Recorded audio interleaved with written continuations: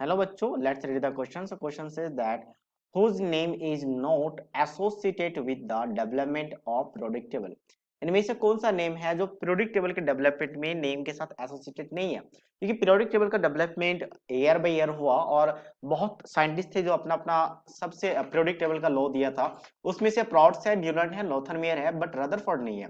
Sports ने क्या कहा था? प्रॉट्स ने कहा था जो भी अर्थ के एलिमेंट्स हैं वो किससे बना हुआ है? हाइड्रोजन से बना हुआ है. मतलब it is all the elements are made up of hydrogen, ऐसा कहा था.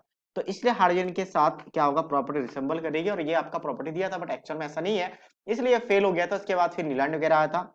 न्यूलैंड को इसको पूरा नेम कहा जाता है न्यूलैंड ऑक्टेव रूल, और इसने किया था increasing order of order of atomic mass.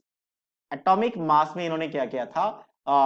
Basically arrange किया था और कहा था एवरी एथ एलिमेंट जो होगा, एथ एलिमेंट का प्रॉपर्टी फर्स्ट एलिमेंट के साथ सिमिलर होगा.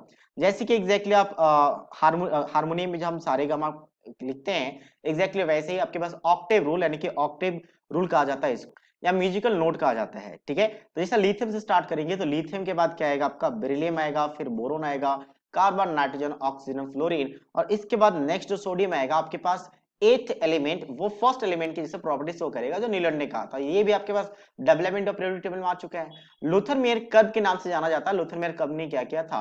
एटॉमिक वॉल्यूम, एटॉमिक नंबर के बेसिस पे आपके पास बेसिकली एक ग्राफ बनाया था, और ग्राफ में कुछ इस तरीके से आपके एलिमेंट्स को अरेंज किए गए थे, जिसमें कहा गया था पीक ऑफ द कप किसके लिए होगा? अल्कली मेटल्स के लिए होगा, और डाउन द जो कप होंगे वो डी ब्लॉक के लिए होगा, डी ब्लॉक एलिमेंट्स के लिए, और असेंडिंग में अल्कली अर्थ मेटल होगा, और असेंडिंग में, और जब यहाँ पे जब डिक्रीजिंग ऑर्डर है, और जब यहाँ पे डिसेंडिंग होगा इंक्रीजिंग ऑर्डर, तो वहाँ पे हैलोजेंस होंगे. तो लूथर मेयर कर्व भी आपके पास डेवलपमेंट ऑफ पीरियोडिक टेबल में आ चुका है. तो ओनली इधर रदरफोर्ड का कोई जिक्र नहीं है. रदरफोर्ड ने कोई मेथड, कोई भी आपके पीरियोडिक टेबल के बारे में, डेवलपमेंट के बारे में कोई थ्योरी नहीं दी है.